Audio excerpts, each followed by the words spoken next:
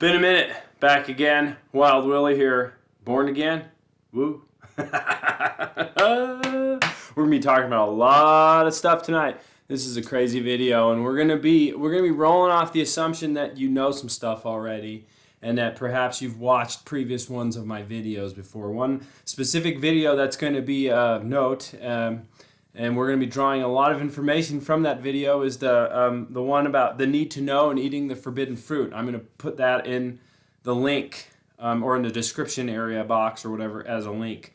So you might need some information in that to get where we're going here. And there's also a couple different things we have to go through. Okay, so everybody who is born, okay, there's two things. So I have to tell you this so I don't forget, because I'm really woo. There's two things. The first thing being, when we are born here, we are born with a spirit. Okay, and the spirit is kind of like, it's our sense of value. When we're born as babies, we have an infinite sense of value that we have. Babies have it. It's spirit. My value, right? So it's like the body is this cup, right? And this cup is filled with, I don't know if you can see it, it's filled with toys. It's filled with spirit. We're going to call that spirit, okay? So this is a principle that is very important for the understanding of this video. Okay, so and I said in this is in the previous video, there's two main spirits that embody existence. There's the spirit of truth, and then there's the spirit of denial. Okay? It's really important to understand. And it's really important to understand this because in the previous video I talked about how the world sells us crap and how we buy it and how we eat it up and how it makes us feel terrible. And I mentioned in that video that there's a certain point where we stop buying the crap because we don't want it. But then they have to disguise it up. They have to disguise it up as something different, and so we buy it up, right? This is how this works. That's the spirit of denial, okay? And this principle right here is really important to understand. So when we're born, we have infinite value. We have infinite worth. This is our spirit. All of these colorful things in this vessel. This is a filled vessel. As we grow up in our life and we encounter these situations where people deny us our worth, when our worth is denied, okay? So this is done by the process of invalidation. There's a lot of things that are invalidation, right? It's almost mind-boggling to comprehend this because it's everything. If I tell you I like tacos and you say tacos are lousy, you invalidated me. Okay, that's not a big invalidation. That's a very small invalidation, right? So, but when this happens, when I'm a child or I'm a kid and my caregivers repeatedly invalidate me, I say your opinion's not no tacos are lousy. No, they take a part of my spirit out of my vessel. Okay? Now, that can happen a lot, that can happen a lot throughout but we can build it back up. We can put some back in. Okay? But when we're children, or when we're adults or teenagers and something happens, and they take big withdrawals, big invalidations, abuse, physical abuse, psychological abuse, emotional abuse, sexual abuse. Those are big withdrawals. Our sense of worth becomes depleted. Our spirit is becoming withdrawn from us. We become an empty vessel. At this point. The spirit, our spirit of infinite worth is no longer there, and it's done by invalidation, big invalidation, which is the spirit of denial. I'm denying your sense of value, of worth. And when this happens, something else is going to take its place. And this is how this works. So this is a very important concept to understand as we proceed along in this video, and we're going to be talking about a lot of different concepts. So, and I'm going to assume that you know. So just keep up. All right. First things first. There's a divergence point. There's a divergence point when we're born. We're reflecting on what the heck this is. What the heck this is. What are we doing here? This is self-reflection. Okay, and at a certain point, we get to a fork in the road. Now, the fork in the road is not necessarily important because the fork in the road goes to the same place. But there's a fork in the road, and it's really important to understand this. And the fork in the road comes from, at a certain point, we start to understand that. Touch your shin bone. Right now, I want you to touch your shin bone. I want you to feel it with your fingers. I want you to feel every ridge, indent, hard spot. Is that you? Is your shin bone you? If you lost your leg, you lost that shin bone. Is that you? Are you still you? Are you still the same you? You can't walk, maybe, without a prosthetic or a chair. But are you the same you? You lost that leg? If I cut my arm and all my blood comes out of me and I lay down and I die, right? The blood bleeds out, I die. Is the blood me? When I think about me in my head, do I think of my blood? Do I think of my shin bone? Do I think of my hair? Touch your hair. Do you think about your hair? Is that you? What part is you, right? So we're going to use this analogy, okay? This is self-examination. We haven't come to the fork yet. This is self-examination. At a certain point, we start examining ourselves, and we start to see we exist in 3 dimensions, okay? We're going to take a computer. Computer's a great analogy. It's like people unconsciously just create whatever their programming is. It's amazing. It's so amazing. Like, afraid of AI? I ain't afraid of AI. Take a bat. Boom. Cut that. Boom. The blood comes out. It's dead. Right? Okay, so what I'm saying is, take a computer. You got the hardware, you got the plastic, the tower, the microchips, the keyboard, the buttons, the mouse, the cord, all that stuff. That's the hardware. Okay, that's your body. Okay, are you your body?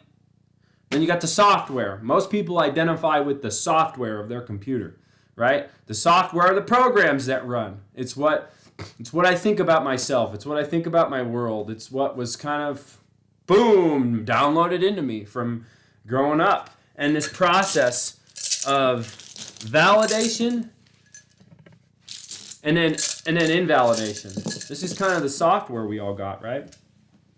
But as we continue to self-examine, we start to realize, right, that there's a third dimension, okay? That there's a third dimension to our being, and the third dimension to our being is if you unplug that computer, it's done. There's the power source. There's a power source that operates the software, and it allows the hardware to operate the software because it has power, right? It has power. This is conscious awareness. This is conscious awareness. Now, conscious awareness is the spirit of truth, okay? But this is where the divergence point comes. Like if you take Buddhism, non-secular Buddhism, meditation, which is the practice of self-examination on the mental and physical level. If you take that right there, you see that consciousness is a byproduct of the body.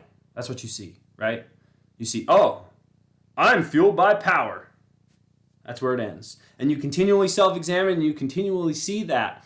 And you arrive at a place of awareness and equanimity where you no longer have to take withdrawals out of other people's senses of value, right? This is good. This is very good. This is a very good place. This is a very good place to arrive at, right? But say, you know what? You don't self-examine. Say maybe you've self-examined to the point where you say, okay, yeah, I got a power source that's operating this whole machine. And that's conscious awareness. But say you don't self-examine in those dimensions, specific to Buddhism. Okay, well then what?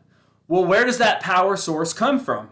Well, it comes from the wall, comes from the wires in the wall that go into the ground, that hook up to the power lines, that hook up to the transforming stations, that hook, but no, beyond that, where does it come from? Beyond that, well, it comes from the ground, I don't know, it comes from the electrons, it comes from the sky, it comes from the sun. Whoa!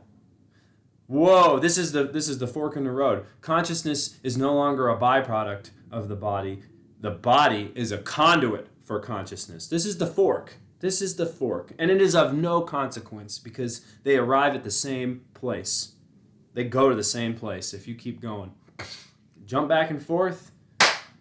Bring them together. It don't matter, man. It doesn't matter. The spirit of truth is what matters, and the spirit of truth is where we're all trying to get to. Okay? But you take this fork in the road where you say consciousness as a conduit, as a conduit of this body. This body is a conduit for consciousness. I'm a little node. Well, where does it come from? Where does the consciousness come from? That's the next question. It is self-examination, but it's self-examination in a conceptual realm, not on a material realm anymore. Okay? So consciousness as a byproduct. Poop and pee are byproducts of this human body. Emotions are byproducts of this human body. Thoughts are byproducts of this human body. Right? Consciousness is a byproduct of this human body. The dimensions of this body are the chakras, the energy centers. We've talked about them. The spirit of supreme worth that is this body, of infinite value that is this body, is also paired with the chakras and the energy centers. And that adequately defines human form, okay? That's good. But when we take the other road, there's a new spirit. There is a new spirit that is the spirit of truth, but it is the Holy Spirit, okay? Because when we go beyond, what is this a part of? This form is a conduit for consciousness. Where does the consciousness come from? Well, it's an energy source. What is energy? You look at the spectrum of energy from darkness to light. You start examining and reflecting upon that type of stuff. It becomes a spiritual warfare. It becomes a spiritual warfare, a spiritual battle, right? We're going in the same place. I'm taking you there, okay? Spiritual battle, right? So what does that mean? What does that mean? What does that mean? There are beings visible and there are beings invisible, okay? The road's paralleling itself. Maybe it's come together at this point. This is unanimous, okay? Why are there invisible beings? Because the visible light spectrum is a small sliver of the entire energy spectrum, okay? There's forces. This body is fueled by a force. There are forces out in the universe that exist that I can't see that have power, okay? That have power, right? So when you take an empty vessel, somebody that's been beaten down, and invalidated, and denied, when you deny a person of their worth, so great to an extent where there's nothing in them, a non-visible being wants a body. He wants a body because he lives in darkness. And if he lives in darkness, and if this person is an empty vessel, if they become an empty vessel through abuse and invalidation, they can be filled up. They can be filled up with the spirit of denial. The spirit of denial. Because remember, from the other video, the previous video, the serpent denied God, the woman and the man denied the rule. And they fed the spirit of denial. That's what happened, okay? So, now, if you get into Christianity, if you get into religion, okay, Satan rebelled against God. He rebelled against God and he rebelled against his plan. And he was kicked out. GTFO. Same story as the creation story. He was kicked out. He rebelled. The spirit of rebellion. I rebel. And denial is the same. Okay, I deny you your worth. I'm rebelling against my place. Okay, I'm not afraid of AI. Do you know why? Because I take a baseball bat. I take a baseball bat and I break that computer. Right? I am a man. I made the computer. This right here, this is a guitar. I made this guitar. I made this guitar. I am the god of this guitar. I created it with my hands. I can smash this guitar at any moment I so choose. I can play this guitar and make beautiful music at any moment I so choose. I can do whatever I wish to do with that guitar because I created it. I brought it into existence. God created us. Something, if you don't like the word God, some force in the universe created us. He can remove us at any moment. He can remove us at any moment, at any time he wants to. In the Bible, man, he is a wrathful, vengeful, jealous, angry God. I'm serious. I am so serious. I don't like this guitar, I can get rid of it. And I don't ever have to look at it again. Understanding that is pivotal if you take that fork in the road and you go that way. It is of such importance to understand that. So, in the Bible, God, he created all these people and they can't figure it out. They just can't figure it out because they're made from the dirt. And they were going to go back to the dirt. This vessel is a clear vessel because I had to show you what was inside. Our vessels are dirty. Our vessels are not fit. They are not fit to harness the power of God. And this is what he learned. This is what God understood. Maybe he already knew it. I don't know. I don't know. But he sent his son. And the son bears qualities of the Father. But the son is special because he was not born of a man. He was born of a God, right? Immaculate conception, born of a God. He could harness the power of God, and he has the qualities of God, which were love. Love are also qualities of God. Because when there is fear and there is proper respect, there can be proper love. This is how this works, right? I respect you, and I respect my place in the universe, and I respect me. So you like tacos, Will, and I don't? Okay. I respect you. I can love you if I respect you. If I don't respect you, I cannot love you. I invalidate you. Tacos are the worst. Lame, lame, lame, lame. Oh, see, this is how this works. So the son bearing the qualities, he brought with him a demonstration of the way, which is love through the understanding of respect and fear of the God that sent him to us to be crucified, to be murdered, to show us the way so we could kill him, to show us that we can't do it. Our bodies are dirty. They're unclean vessels. But he brought with him the Holy Spirit. The Holy Spirit. The Holy Spirit is a spirit of truth, but the Holy Spirit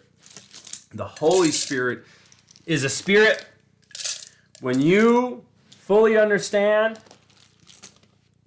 on this fork in the road, if you travel on this fork in the road, when you fully understand proper love, respect, and proper love, you can be refined, baptized with fire. Woo! I'm serious. And anything anybody says to you, this is the Holy Spirit. This is the Holy Spirit. And the Holy Spirit is fear, respect and fear, and love. Like on the other road. The other road was awareness and equanimity. On the other road, love and fear. Love and fear. Love and respect. I respect my place in the universe. You can squash me at any time. I am a bug you have given life to. Those are the two measuring components. So how is this important and why does this matter? In Christian theology and in Christianity, in our world, when Satan was kicked out for rebelling against God, he inherited this earth. This earth is inherently evil. It is fueled off the spirit of denial, as I had mentioned and illustrated in the previous video. Okay? He has inherited this earth. He governs this earth. Okay? So how does he perpetuate the spirit of denial? The spirit of truth is perpetuated by awareness and equanimity and fear, respect, and love. That's how the spirit of truth, peace, double peace, is grown. This is how it is grown. Okay? The spirit of denial is fed and grown through invalidation. And this is how this stuff works in real life. Okay? And I quoted in the previous video the child sex trade, and I put the actual figure in the video. I said a crazy figure. 109,000 kids, they figure, go missing every year in the United States only to the sex trade, and the average age is 13. I made a decision. In my heart. I was lukewarm for a very long time, and I made a decision in my heart to take a stand against that. And I'm not warring against flesh and blood and words. It's a spiritual battle. This is a spiritual battle, and this is this road, okay? And so this is how this works. Why is that a thing? And I quoted the need to know, and the need to know is is of the spirit of denial because I don't need to know. Because I'm a bug, right? God created me. I'm a little bug. And he loves me. He loves his creation, but he could squash me at any time, and it's of no consequence to him. And understanding my place, I have proper love, right? I don't need to know. I respect that I don't need to know anymore. Okay? So, but the spirit of denial, the need to know, that's you don't need to know. It's denial, right? So, but invalidation. Okay, so if you take a child, the most vulnerable, the most pure, and you defile them, you take out all of them, and then that's how they do this, folks. That's how it's done. That's how they do it. That's why everything that's going on in the world right now, it's all backwards. They're denying basic anatomy. They're denying our hardware. I mean, basically, it's crazy. It's crazy, and they're doing it to children. And there's a reason why they're doing it to children, because the spirit of denial is pervasive across the world. I'm not afraid. I got my baseball bat, man. I'm going to smash that computer. Filled with the Holy Spirit. It don't hurt me. It don't hurt me. I'm filled up. You see what I'm saying? And this is how they do it, and this is what they do. They do that. And that's how he does it, and he fills them up. And you know what I say? To fulfill the proper order of all things, to fulfill the proper order and balance of all things, I'm sorry. I am sorry to you. I am sorry that you do not get one. You did not get one. But the one you're in, you need to go. You need to go. You do not belong in that. You need to go. You need to go with perfect love, with respect, fear, understanding of my place in the universe, and proper love. I'm sorry. I'm sorry. You need to go. But this is how they do it. This is how they do it, and they continue to do it, and they will continue to do it forever. And this is why we need the power of discernment. We need awareness, equanimity, respect, humility, fear. Those are all one word, one term, one concept in relation to who we are in relation to the universe, and then proper love. That's it. That's it right there, guys. That's how to do it. That's how to overcome the spirit of denial in everybody and all things. Okay, long video. I think that's where we wanted to go. I hope we went there. I hope you went there with me. Until next time,